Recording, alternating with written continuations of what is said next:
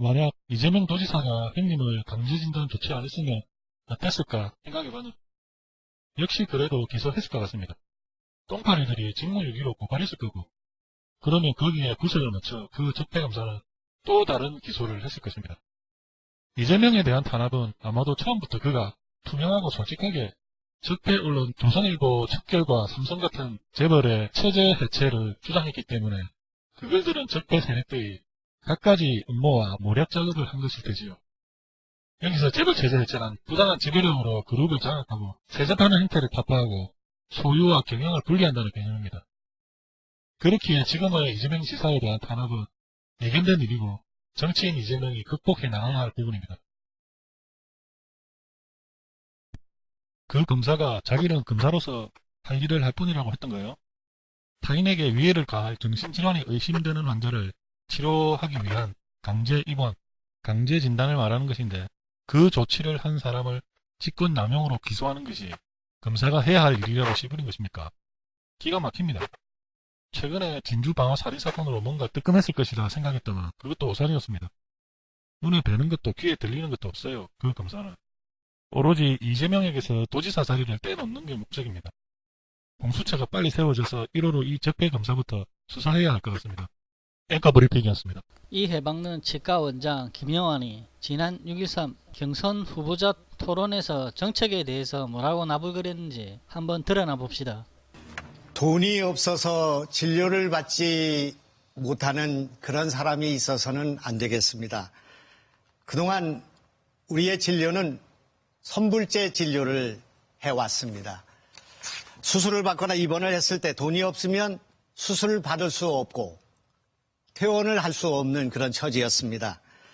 그러나 우리나라에서 자동차를 사거나 핸드폰을 사거나 비대를 사거나 어떤 것도 후불로 분납으로 할부로 결제하고 있습니다.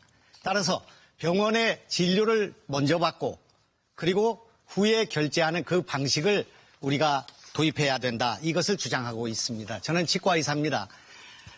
우선 진료비가 많이 나오는 환자들의 경우에 있어서 이 환자들이 착한 병원을 찾아가서 진료비를 승인받게 되면 융자를 받게 되면 이 돈이 일시불로 착한 병원으로 가게 됩니다.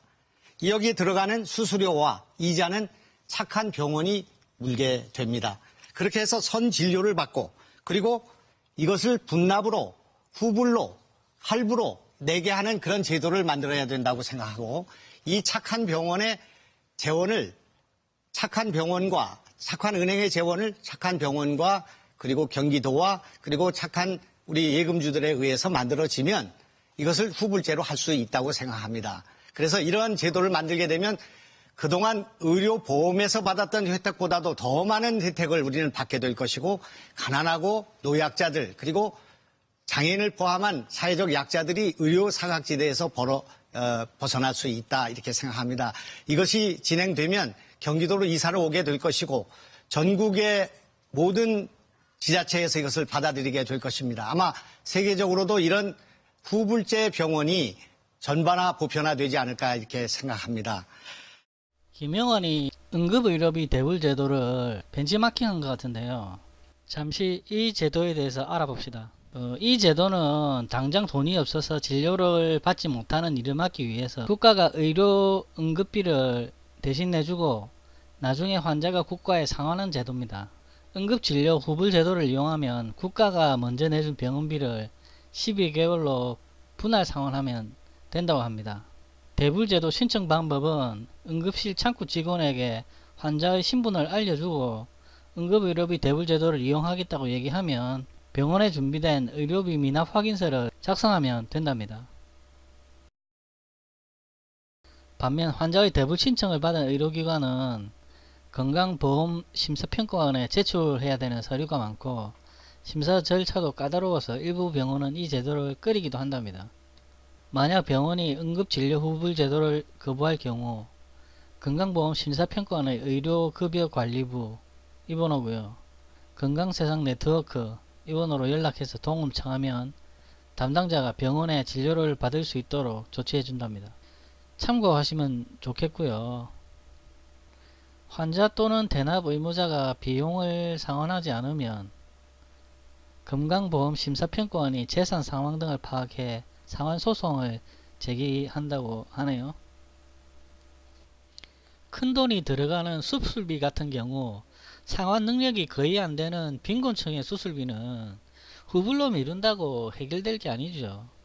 큰 수술 한 번 하고 재수 없으면 수술을 여러 번 할 수도 있겠고, 그렇게 병을 고치더라도 빚더미에 앉게 됩니다. 결과적으로 국가가 내주지 않으면 큰돈 들어가는 수술은 할 수 없습니다. 그리고 착한 병원, 착한 은행, 착한 예금주는 누가 하는가요? 당장 이해 박는 치과부터 착한 병원 할 수 있을까요? 돈 없는 어르신 비싼 임플란트 해주고 장기간 무이자 후불제 할 의향이 있는지 물어보고 싶네요. 의료비 후불제는 의료보험과 연계해서 좀 더 보완책이 필요할 듯 합니다.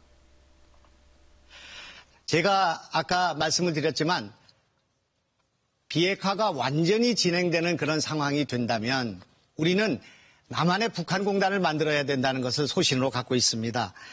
길게 말씀드리지 않고 이런 검단, 시와 반월 그리고 대송단지 등에 북한의 노동자들이 와서 일하고 올라가는 그런 공단을 만들어야 된다는 주장을 하고 있습니다만은 지금 파주와 의정부 일대에 반환되는 미군 부대 기지를 북한의 남한의 북한공단에 사용할 수 있다고 생각합니다. 이것이 굉장히 중요한 일이라고 저는 생각합니다.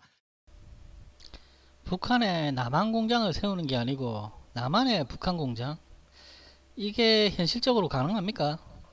일단 남한의 집가는 북한보다 비교 불가능하게 비싸고 북한의 기술력은 떨어집니다.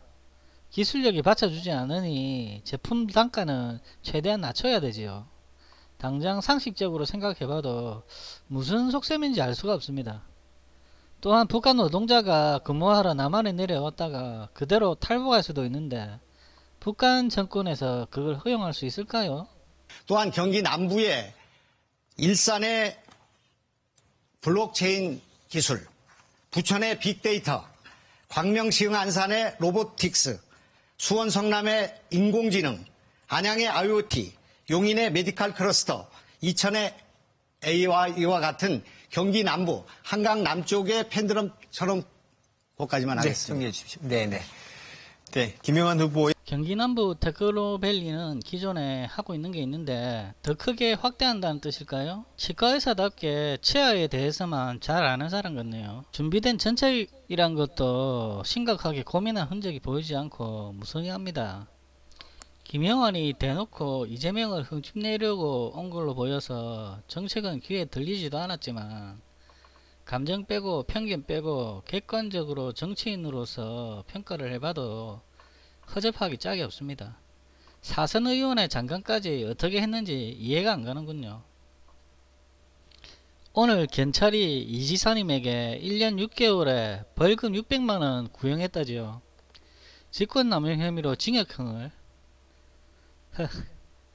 과연 개검찰입니다. 어차피 무죄 판결 나와도 항소할 것이고 3심까지 가겠죠.